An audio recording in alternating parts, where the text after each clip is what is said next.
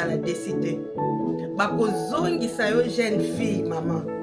okozonga elenge maquillage nyonso kolinga na forme nyonso kolinga tête nyonso kolinga ba maquillage ya professionnel eza te oyo batie yo 3h 4h du te elongo te awa oza nango 48 heures ezala te en tout cas vraiment bocontacte numéro oyo bomoni bandekolanga bobenga tosoutenir bana na biso bobenga ya sika voilà donc bino moko botala kaka na baimage botala ebandeli botala pese oyo kitoko ebongo sikoyo suki bandekolanga bomoni te poste oyo botala ebimi on dirait coiffure nanga naturel omoni akoka vraiment asalaka nyonso aotia bino basili ya kitoko naturel